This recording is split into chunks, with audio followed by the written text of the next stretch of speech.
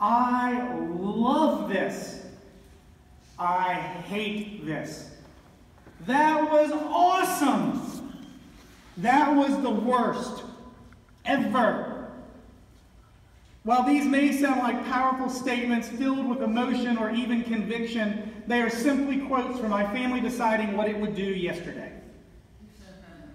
These are often the statements that begin conversations after I pick my children up from school. There probably isn't a day after my daughter gets out of junior high that I don't hear a story that starts with one of those statements or includes one of those expressions. But before I throw all middle schoolers under the school bus, let's be honest. It seems we all have an issue with hyperbole. Our culture has an obsession with over-promotion and exaggeration for effect. How often do we get wrapped up in making things an extreme? The greatest thing ever, or this is the worst thing ever. We see it in the abundance of worst movies ever, right? You can't have more than one worst movie ever, but I think I've probably designated at least 10 films with that status just in the last couple of years. How often do we hear, they were the worst boyfriend or girlfriend ever? How often have you heard it, you're the worst parents ever? Except for the times you were also told you're the best parents ever, which often depends on whether or not someone's in trouble or someone's just been given permission to do something they did not expect to do, right? We tend to swing from these extremes. This person is the worst politician ever. Except when we start looking historically and we go, well, thank God it's not that. We get wrapped up in our extremes, and we're reminded of the lack of nuance in our culture and in our language. This especially jumps out when we start talking about love. I was working on some curriculum this last week, and one of the writers had been looking at the different Greek words for love, and we're reminded that there are over 6 Greek words for the thing that we cram into one. When we start looking about how our culture expresses love, we're reminded that we pressure children into producing little cardboard cutouts for Valentine's Day and giving one to everybody in their class, regardless of how they feel about them. And as you look through those, I know that every year my daughter was always frustrated in elementary school. Dad, there's just not one that explains Josiah. Well, what do you mean? If I give him this one, he thinks I like him. If I give him this one, it's code for no one likes you. There's nothing in the middle. Even in cardboard Valentines, somehow we've lost the nuance of the word love. We've lost the depth of meanings it can have. And in the meantime, our culture and our churches even, the commercials around us, the culture we live in swirls, reminding us that every kiss begins with K, and God's love can lead us to condemn people to hell eternally. And we're left wondering, what does this word really mean? Our culture doesn't do well with nuance. You're either for it or against it. Red or blue, conservative, liberal, a saint or a sinner, love or hate. That's why sometimes we get to a text like Ezekiel 34 and I think, can't we just preach a nice parable instead? In the Bible, we find story after story of redemption. In the Bible, where so many stories begin with, and the people again did what was evil in sight of the Lord, but end with, and the people returned to the Lord with all their heart. In a Bible that contains stories covering countless generations, where you know people are going to make mistakes over that many years, falling and rising again, we get fixated on the judgment. We get fixated on an extreme in the story. We tend to get fixated on God's judgment. We're willing to forget the stuff about love and grace. We dismiss it as quickly as last night's dreams.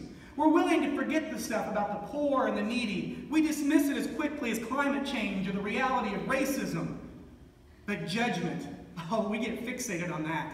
We love to hold on to that judgment, sometimes to beat ourselves up, sometimes to compare ourselves to others. But it seems we get fixated on the judgment of God. And that's why sometimes texts like Ezekiel 34, it's just easier to go another way.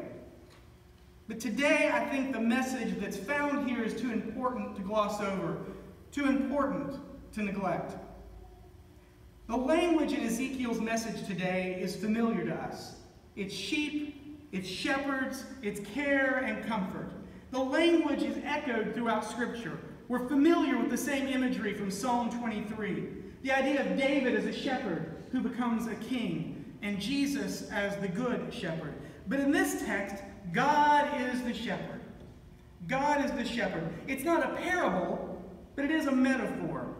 It's not as much a prophecy from Ezekiel as it is an invitation to reflection. An invitation to reflection. God assures the people that they will be sought after. God will seek them. God will care for them. God will bind their wounds. God will make them lay down. God will bring them back when they are lost. God will strengthen those who are weak. God will feed the sheep. God will feed the sheep. God will feed the sheep. And that's where this gets really interesting. God feeds them on good pasture land, by the waterways, in the rich pastures of the beautiful mountains. God feeds them, binding them up, nurturing them. And then there's the bad ones, and they get destroyed. See those extremes? We quickly get lost in and the bad ones get destroyed. This is where the poets, the songwriters, and the AP literature teachers just shake their heads. Seriously, destroyed? You couldn't come up with another word for that. Is there any nuance in there? Well, of course there is. In the Greek and Hebrew, there are 30 different words that we translate as destroy in the English. So between the Greek and the Hebrew language, 30 different words or more. When we translate them into English, we just write destroy. 6 Greek words, we just write love. There's nuance to this. There's depth to it. Seriously, couldn't we come up with a couple more words? For starters, let's remember this in the nuance. God's people are never destroyed forever. Anytime we use the word destroyed, it's probably better to say laid low, challenged, in a dark place. God's people are never destroyed forever. It's always the setup to a redemption story. Like we said last week, again the people did evil what was in the sight of the Lord is like once upon a time.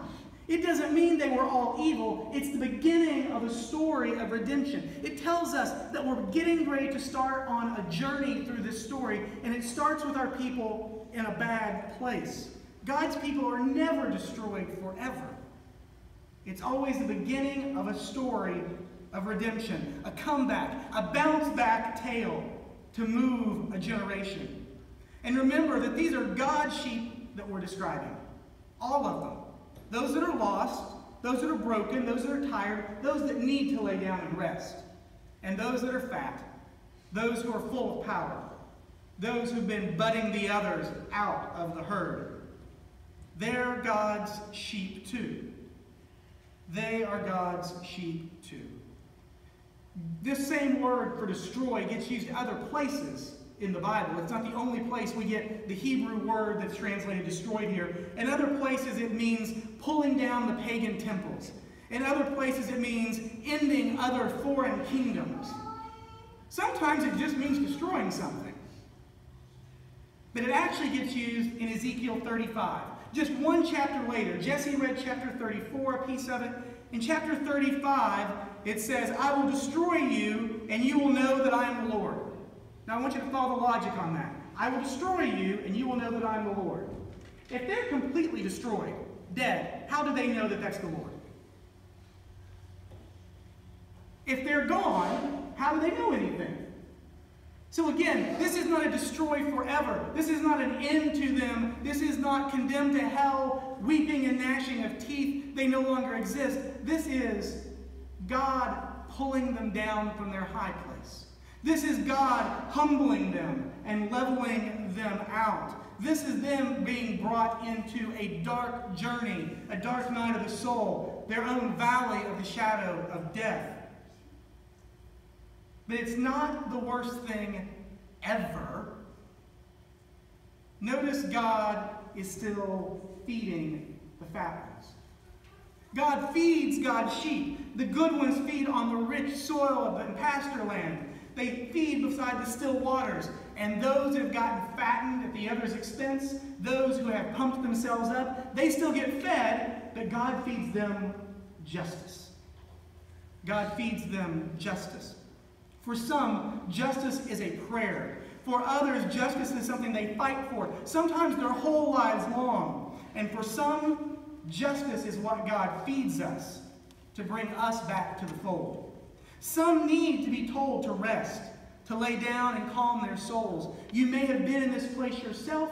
You may recognize this in your family and friends. Those who go, go, go, give, give, give, till they have nothing left. Their boundaries are lost as they give so much of themselves, and they never take care of their own spirit. Sometimes God needs to tell God's sheep, lay down and rest. Some need to be mended, broken hearts, exhausted bodies. They need to be nourished. They need to find comfort. And sometimes we need to be fed justice. Not to give us rest, not to be given comfort. We need to be fed justice to shrink our swollen egos and self-importance. We need to be fed justice to temper our powerful ambitions. Some of us need to feed on justice to bring perspective, to bring humility to our lives.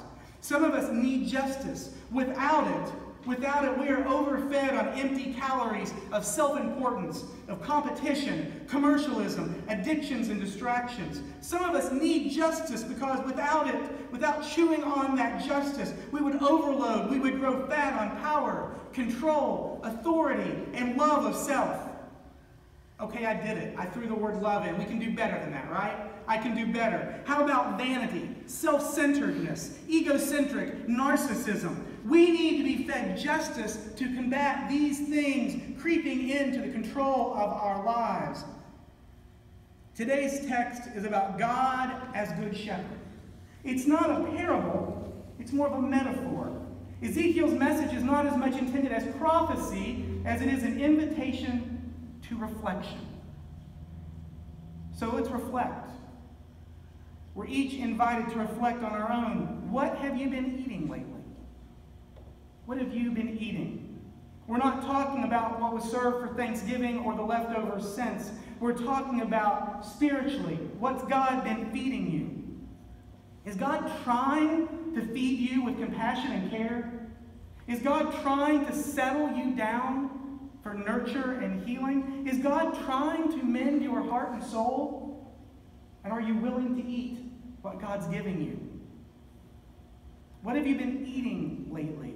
Have God been cramming heapings of service and loving your neighbor down your throat lately?